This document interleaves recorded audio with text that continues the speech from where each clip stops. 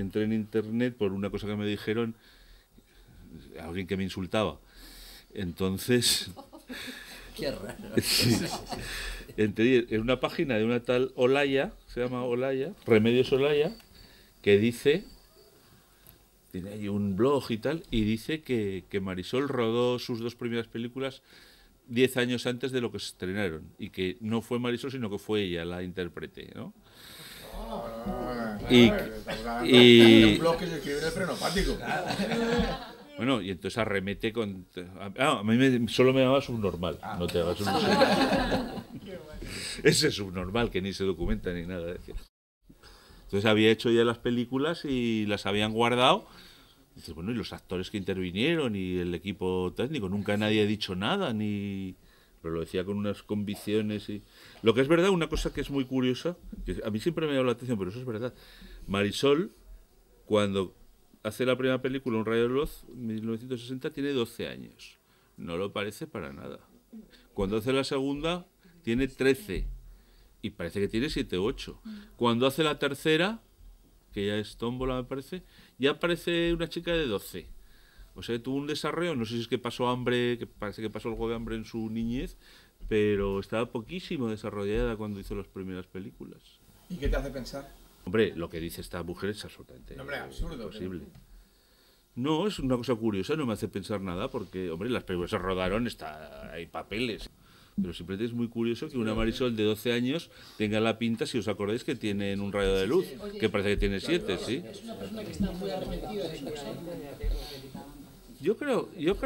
Yo incluso en el libro lo digo, ¿no? Y a ella también se lo comenté sin demasiada... Yo creo que exageró, porque en aquellos tiempos todos estábamos sometidos a...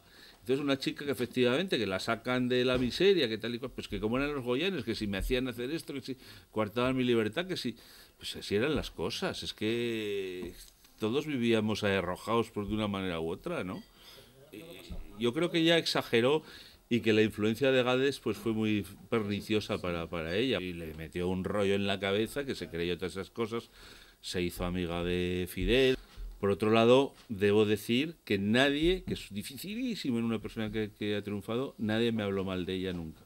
Y ahora, pues eso, yo creo que lo suyo de haber aparte es una decisión tomada con mucha racionalidad y muy pensada, y yo creo que no puedo juzgar porque no la conozco, pero creo que está feliz y que no se ha arrepentido de haber tomado la decisión que tomó, de no aparecer para nunca jamás ya, y menos con cómo está el rollo actualmente, ¿no? Raquel Meller triunfó, eso estoy convencido, fundamentalmente por su arte interpretativo. No hay prácticamente fragmentos de Raquel Meller, una cosa rara, más que los de las películas, pero las películas mudas. La única película sonora que hizo no hay más que es Violetas Imperiales, no hay más que unos fragmentos, ¿no? Y no de cantar. Entonces, a Raquel hay 300, 400 discos de ella, la podemos oír, canta bien, con delicadeza y tal, pero no es Edith Piaf, ni es Concha Piquer, ni es Jorge Negrete, ni es Carlos Gardel, ¿verdad? Entonces, tanto por los testimonios como por todo lo demás, Raquel lo que era es en escena, en el escenario, era una auténtica maravilla de interpretación, de sensibilidad, de riqueza. Yo tendría que escribir otra biografía de Raquel Meller, pero no hay los documentos suficientes. En este país no hemos guardado nada, no hay epistolarios, no hay documentación. De Raquel Meller hay un montón de misterios que, pues casi 20 años después de escribir la biografía, sé un poco más, pero no sé mucho más. No hay ningún artista español, ni Julio Iglesias, ni nadie, que haya tenido el éxito universal que tuvo Raquel Meller en su época, ¿no? Ni en que cobraba, pues... Bueno, o sea, más que Bisbal, por ejemplo. Más que Bisbal, más que Edith Piaf, más que Chevalier. Y relacionada con personajes... Y relacionada con personajes ya excepcionales. Se casó con Gómez Carrillo, Chaplin la quiso para que actuara en Napoleón, que luego no se rodó. Se confunden los libros que dicen, la llamó para Luces de la Ciudad. No, para Luces de la Ciudad lo que hizo es quitarle la música de La Violetera al maestro Padilla, que lo demandó y además ganó. También otra tontería que se dice sobre Raquel Meller es que tuvo que ver con la muerte de Mata Hari. Y esto es... ella conoció a Gómez Carrillo después de la muerte de Mata Hari. Entonces Gómez Carrillo sí que al parecer tuvo algún encuentro con Mata Hari aquí en el Hotel Palace, en la época en que ella andaba pululando por aquí, y se vieron y hablaron y tal y cual, pero Raquel Meller todavía se conocerían como personajes públicos que eran, pero la presentación de Gómez Carrillo a Raquel Meller, que está documentada, fue posterior, entonces no hay nada de celos. Críticos malos en la crítica literaria española, la mayoría, ahora. La verdad es que ahora crítica literaria no hay, ¿no? Miguel García Posada, él es el decano, ¿no? Y parece el más sensato, siendo corrosivo a veces, pero claro, luego lees otras cosas, García Martín o algunos de estos Sí. que te dan con el mazo y... Y ahora, hombre, ya sabéis lo que pasó, por ejemplo, con Echevarría, ¿no? Ahora es imposible ser independiente en un medio de estos. Es absolutamente imposible. Los medios de comunicación están vendidos a las editoriales, a los grupos de presión. Entonces es muy difícil confiar en algún crítico. En este país que hemos tenido tan grandes críticos. No he dicho, antes hablando de la literatura aragonesa, que precisamente en nuestra tierra lo que ha destacado es en eso, ¿no? Y ya casi es una metáfora decir, de los últimos 5 presidentes de la Real Academia Española, 4 han sido aragoneses y el otro que no sido aragonés ha estado en la Universidad de Zaragoza, García de la Concha, que antes solo está Miguel Asín y Palacios, ¿no? Pues ese fue el primer aragonés presidente de la Real Academia, pero luego pues fueron Laina Entralgo, Alvar, Lázaro Carreter y Blecua. Todavía en los años 60, 70, en informaciones, pues incluso los primeros tiempos del País, los primeros tiempos de Interferencias, cuando lo dirigió José Miguel Ullán. O sea, yo creo que no es que una calidad o falta de calidad de los críticos, yo creo que es falta de independencia. Para mí el que marca el canon del mejor lenguaje escrito ha sido Sender. ¿Y por qué no dice Sender? Sender. Claro. Te están vacilando un poco. No me vaciles. Que No, estoy no te cansado. vacilo, no, porque no, es que es un error que comete mucha gente y Sender se pronuncia así, como vender, como tender, como pender.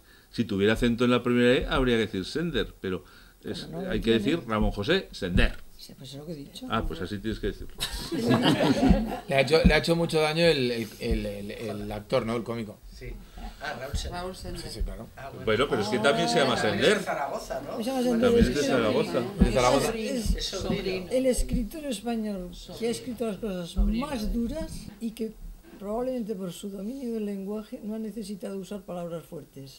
Sender fue alguien que se enfrentó a los comunistas y los comunistas han dominado el espacio cultural español hasta el año 1990 y todavía no como comunistas, ya no como influencia del Partido Comunista ni de Stalin ni de las cosas que pasaban antes, sino un poco por reflejo, supongo que esto yo creo que se va extinguiendo con los años, ¿no?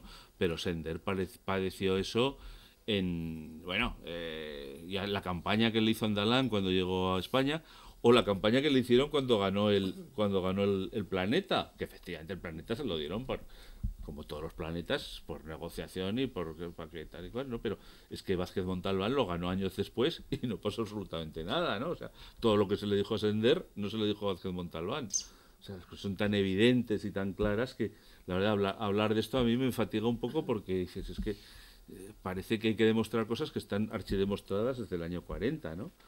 Es decir, que el comunismo ha sido el que más el sistema que más víctimas ha producido, y no solo víctimas, digamos, de carácter humano, sino víctimas de todo tipo, ¿no? Incluso que ha estorbado la cabeza a mucha gente valiosa, porque militantes comunistas magníficos, yo he conocido a muchos y muy amigos míos, ¿no?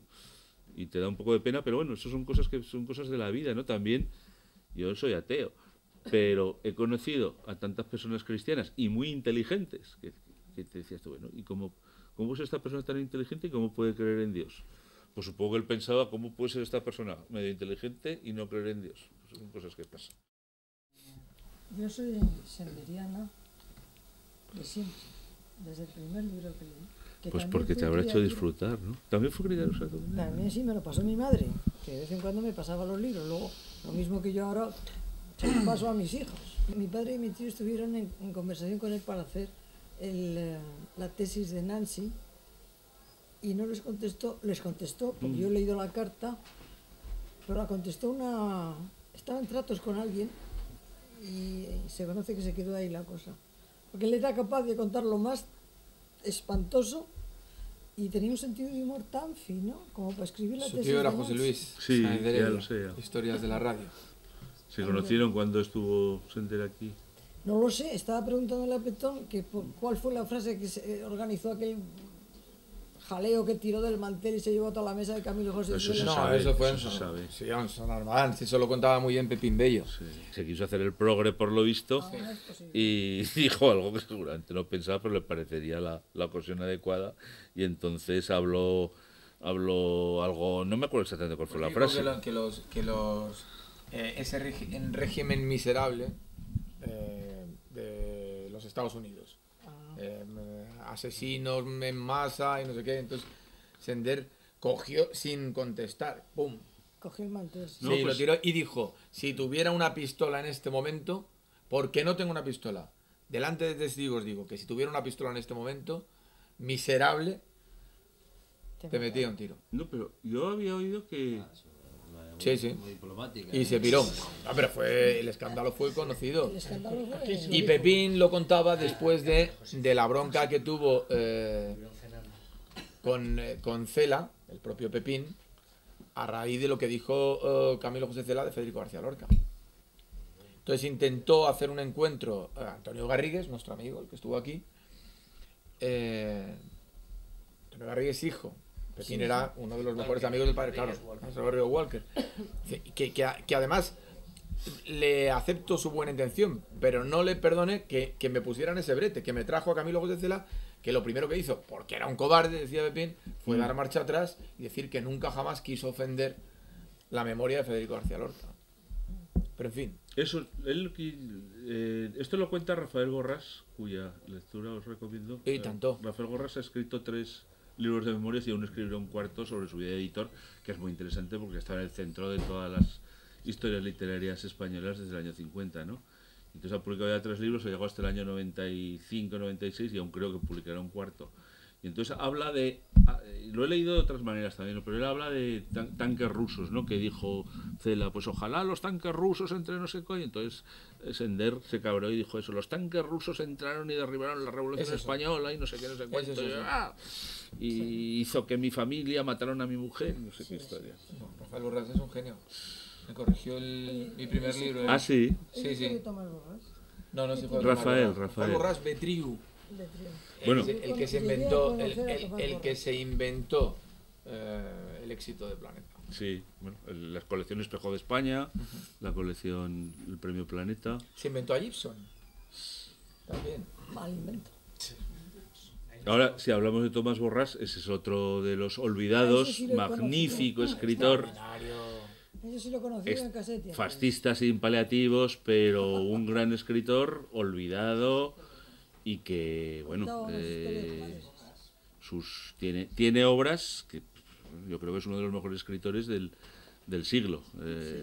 Similar a Álvaro Cunqueiro, ¿no? Que también fue otro falangista que pagó sus culpas, que luego se lo reivindicó con justicia, y a Tomás Borrás yo creo que se le acabará reivindicando, ¿no? No sé cuándo.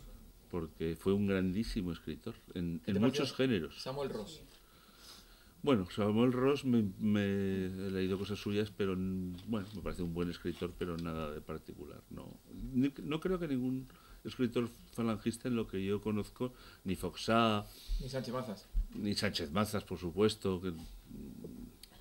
Neville me gusta, pero el mejor con diferencia, Cunqueiro aparte, me parece Tomás Borrás. Sí. Me contaba Tía Nieves que había estado teniendo que estar en la sierra 2 años reponiéndose de que le había dado una congestión cerebral de haber estudiado 3 o 4 carreras al tiempo y haber escrito no sé cuántas cosas. Y Me no sé parece que... Mal quitando. No, me no, parece no, que no, me parece que fue de otro. Creo que le gustaban mucho las Eso que lo mujeres. dijo atletista. Sí, su mujer era actriz. Era actriz y además cantaba. a Hombre, la copla. Goya, fue una La cupletista Goya. famosísima, Sí, Aurora sí. Jaffret, Sí, sí, Eso es. y estupenda según me han mujer. dicho, bastante puta. Pero No lo sé. creo que le ponían los cuernos, pero él, por supuesto, se los ponía mucho más. Ah, sí. Bueno, ellos no Bueno, empatados entonces, ¿no? empatados, se llevaban bien.